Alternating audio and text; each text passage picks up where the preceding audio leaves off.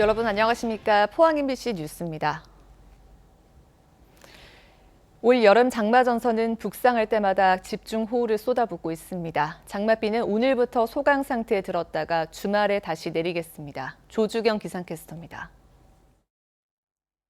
올해 장맛비는 한 번 올 때마다 폭우를 쏟아내고 있습니다. 그래도 이번 비의 고비는 지나갔는데요. 경북 동해안은 지금 비가 약하게 내리고 있습니다. 작은 우산 하나 챙겨 나가시는 게 좋겠습니다.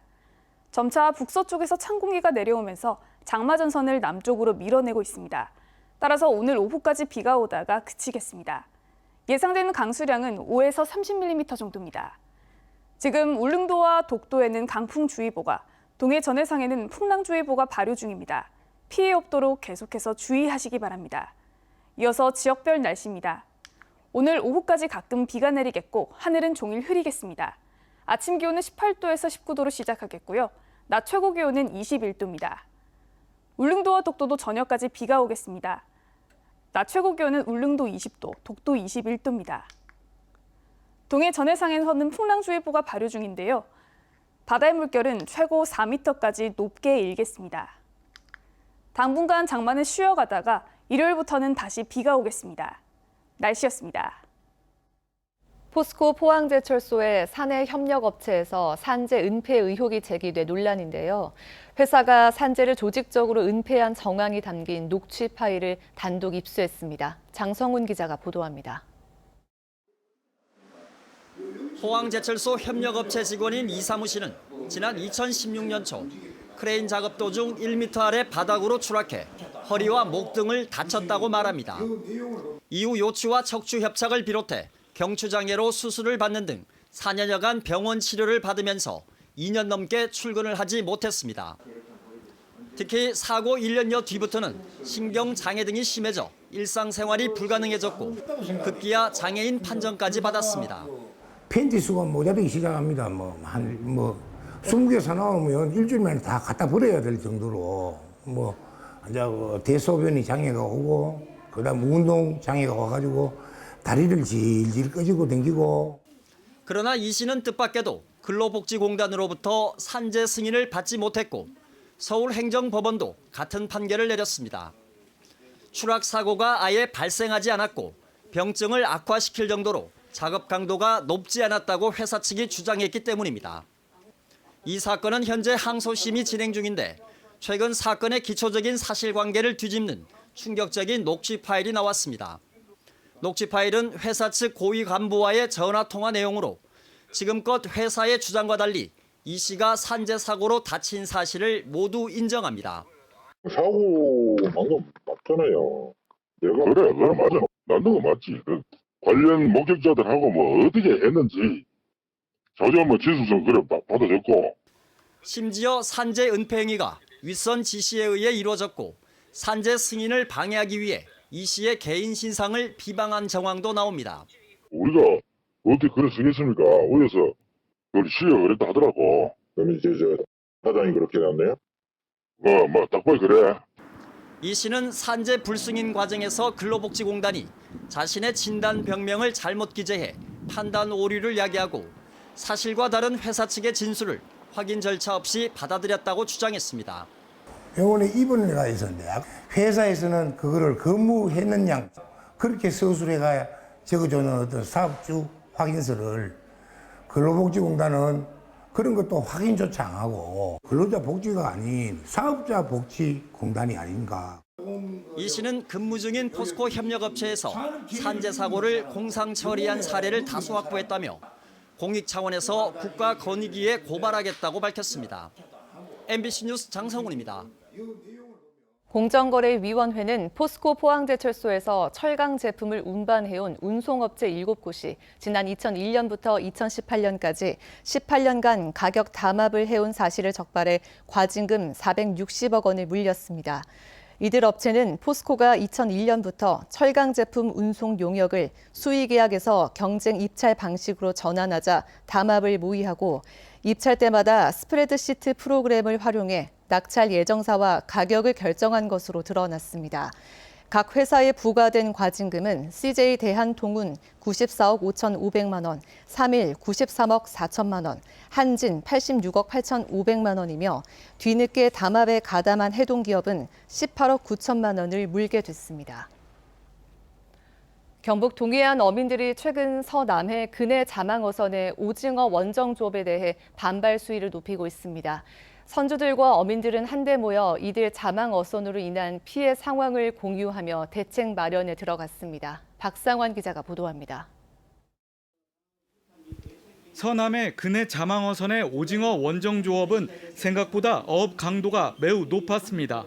야들은 배 숫자가 적을 때는 척과 척 사이가 한 1마일 정도 하는데 배척 수가 많으면 0.5, 0.7마일에서 갑니다.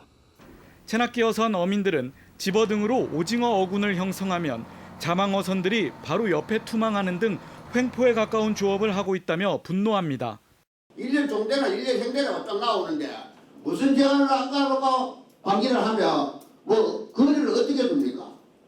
어민들은 오징어 포획 방법에 대해 수산당국에 관련법 개정을 요구하고 있습니다. 5개 업종에 대해서 TAC를 설정을 하고 물량을 주고 이렇게 조업을 해왔는데 자망은 오징어 잡는다는 이야기도 없었고 오징어는 아예 안 잡는 걸 하고 TAC 설정을 할 때 제외시킨 업종입니다. TAC 제도에 유자망 방법을 포함시키지 말고 아예 오징어를 못 잡게 해야 한다는 겁니다.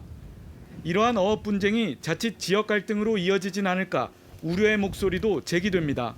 서해배가 너가 요시 너가 서해 넘어오면 넘어오라 하는 얘기를 너 그때 보자 하는 쪽으로 이렇게 하고도 가는 배가 뭐 그런 정보를 접했습니다. 사실 좀 우려가 섞인 목소리인데.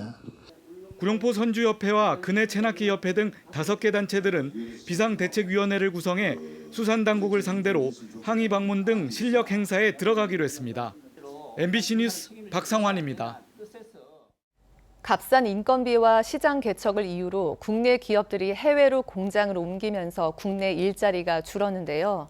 정부가 코로나19 위기 극복을 위해 해외 공장을 국내로 옮기는 기업에 세금 감면 등 각종 혜택을 주는 이른바 리쇼어링을 추진하고 있는데 정책 추진 후 처음으로 국내로 유턴한 기업이 김천에 들어섭니다. 한태연 기자가 보도합니다. 구미 산업단지에 있는 IT, 가전용 소재 개발업체의 생산 현장입니다. 공정 설비를 자동화하면서 사업장 스마트 팩토리 구축률이 80%에 이릅니다. 이 기업은 인건비를 줄이기 위해 지난 2013년 공장 설비 일부를 필리핀으로 옮겼습니다. 하지만 해외 공장은 자동화 설비보다 수작업에 의존하다 보니 품질이 균등하지 않고 기대만큼 시장 상황도 좋지 않아 해외 진출의 이점이 점점 줄었습니다. 특히 정부가 파격적인 지원책을 내놓으면서 국내 복귀를 결정했습니다. 접근성이라든지 소재 공급성 같은 것들이 많이 떨어지면서 국내에서 오히려 자동화를 통해서 인건비를 절감하고 고품질의 제품을 생산하는 것이 훨씬 더 경쟁력이 있겠다라는 생각을 하고서 김천 1 일반 산업단지 6만 6천 제곱미터터에 최첨단 장비를 설치해 짓습니다. 오는 2023년에 공장이 완공되면 연간 1,000억 원의 매출과 100명의 새로운 일자리가 생겨날 것으로 기대됩니다. 지난달 1일 문재인 대통령이 비상경제회의를 열어 국내로 복귀하는 기업에게 파격적인 지원을 약속한 이후 처음입니다. 경상북도는 리쇼어링 기업이 빨리 정착하도록 구미와 포항 산업단지를 국토교통부의 임대 전용 단지로 지정 신청했습니다. 국내로 유턴해 스마트 공장을 짓는 기업에는 사업비 자부담을 50%에서 10%로 줄여주고 도비도 투입하기로 했습니다. 해외에 있는 것보다도 국내에 돌아도 손해가 없다.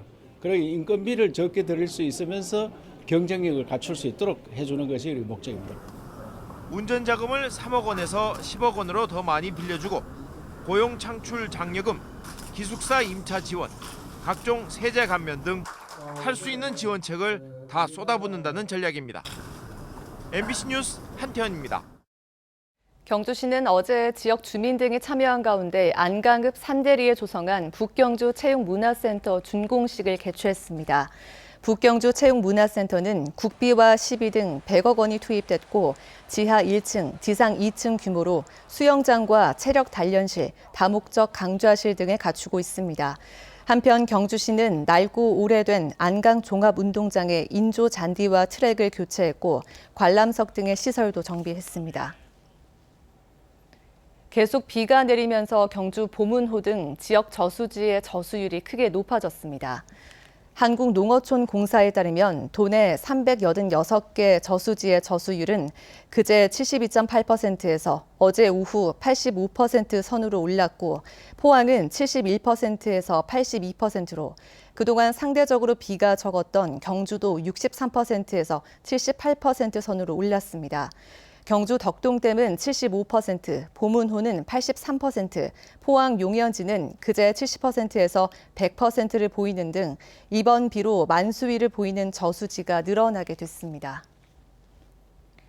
영양군이 입국을 추진해온 베트남 계절 근로자 300여 명이 울진 백암온천 숙박업소에서 2주간 자가 격리될 예정입니다. 울진군에 따르면 이들은 이달 하순쯤 백암온천 호텔 3곳에 분산돼 영양군 공무원들의 관리 아래 1인 1실로 자가 격리되고 이 기간 동안 목욕탕 등 호텔의 모든 시설은 폐쇄될 예정입니다. 영양군은 자체 숙박시설이 부족하자 울진군에 도움을 요청했고 울진군은 온정면 주민 여론 수렴 결과 협조하기로 방침을 정했습니다. 포항시는 올해 7월 정기분 재산세 24만여 건 523억 원을 부과했습니다. 포항시 공동주택 공시가격이 전년 대비 4.98% 하락했음에도 건축물분 재산세가 전년 대비 1.4% 상승한 요인은 아파트 신축과 개별주택 가격이 2.18% 상승했기 때문입니다.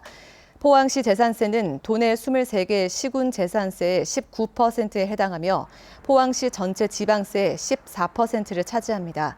한편 코로나19 극복 차원에서 자발적으로 임대료를 인하한 임대인에게는 건축물분 재산세를 감면했습니다. 코로나19 치료제를 만들려면 감염됐다 나은 사람들의 혈액이 필요한데요. 집단 감염이 발생한 신천지 대구교회 교인 500명이 혈장 기증에 나섰습니다. 이 혈장은 곧 임상시험에 들어가는 혈장 치료제를 만드는 데 쓰일 예정입니다. 손은빈 기자입니다. 경북대병원 앞에 체열버스 3대가 줄지어 서 있습니다. 병원 1층 로비에선 문진표를 쓰는 사람들로 분주합니다. 자가격리하셨어요? 세차게 있었어요? 병원에. 단체 혈장 기증에 나선 신천지 대구교회 교인들입니다. 지난 2월 집단 감염이 발생한 이후 신천지 관련 확진자는 전국에 5,200여 명. 이 중 대구교회 신도 4천여 명이 혈장을 공여하겠다는 뜻을 밝혔고 오는 금요일까지 500명의 신도가 혈장을 체열합니다.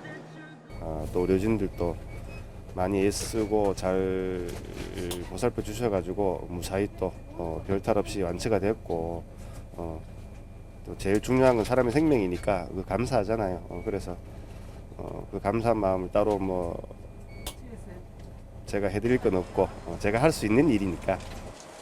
완치자의 혈장에는 코로나19 바이러스를 무력화하는 항체가 들어 있습니다. 현재까지 확보된 완치자 혈장은 170여 명분. 쥐씨 녹십자는 이 혈장으로 치료 제제를 만들어 이번 주 중 첫 임상 시험에 들어갑니다. 신천지 신도 500명이 공여한 혈장은 임상 시험이 끝난 뒤 본 치료제를 만드는 데 사용됩니다. 추가로 확보된 혈장은 혈장 치료제 제제를 본 제품을 만드는 데 활용이 될 예정입니다. 그래서 지속적으로 많은 혈장이 확보가 돼야 그 혈장 그 확진자의 완치자 혈장을 근거로 해서 거기서 유효한 그런 항체 등을 수집을 해서 혈장 치료제를 개발하는. 정부는 올해 안에 혈장 치료제 상용화를 목표로 하고 있습니다. MBC 뉴스 손은민입니다. 코로나19 장기화로 인해 봄 축제에 이어 여름과 가을 축제도 줄줄이 취소되거나 축소되고 있습니다. 안동시는 올해 탈춤 축제를 취소하기로 했고 봉화 은어 축제는 온라인 축제로 전환해 개최하기로 결정했습니다. 엄지원 기자입니다. 매년 9월 마지막 주부터 열흘간 나이와 국경을 넘어 한데 어우러졌던 안동 국제 탈춤 페스티벌을 올해는 볼 수 없게 됐습니다. 안동축제관광재단은 임시 이사회를 열고 올해 축제를 전면 취소하기로 결정했습니다. 축제 취소는 2009년 신종플루 유행에 이어 두 번째입니다. 해외 공연단들 섭외가 되지 않을 뿐더러 섭외가 되더라도 한국에 들어오면 14일간 자가격리를 해야 되는 상황이고, 그렇게 되다 보면 공연을 하는 체류 비용이나 이런 것들의 행사 일정에 차질이 생겨서 안동시는 갑자기 무대를 잃은 지역의 문화예술인들을 위해 소규모 축제를 기획하고 있습니다. 다음 달 개최 예정이던 상주 경천섬 물빛 축제는 이미 취소됐고, 문경시에 전국 직장인 락밴드 경연대회와 수제맥주 축제도 취소를 검토 중인 가운데 비대면 축제로 방향을 튼 곳도 있습니다. 봉화구는 다음 달 1일부터 9일간 22회 은어축제를 온라인 축제로 진행합니다. 유명 셰프 등을 초청해 은어를 잡고 요리하고 봉화 곳곳을 탐방하는 등 여러 콘텐츠를 제작해 유튜브를 통해 송출할 계획입니다. 축제의 연속성을 위해 관광객들의 현장 직접 체험에서 온라인을 통한 간접 체험으로 전환한 겁니다. 은어 반두잡이, 맨손잡이 체험이 밀집도와 신체 접촉으로 인해서 코로나19의 확산 가능성을 배제할 수가 없었습니다. 그래서 포스트 코로나 시대에 걸맞는 새로운 축제 관광 트렌드인 온라인 축제로 변경하여서 추진하기로 하였습니다. 하지만 결국 은어 축제의 백미인 은어잡이 체험은 전면 중단되면서 알맹이 빠진 축제를 위해 예산을 낭비한다는 지적도 제기되고 있습니다. MBC 뉴스 엄지연입니다.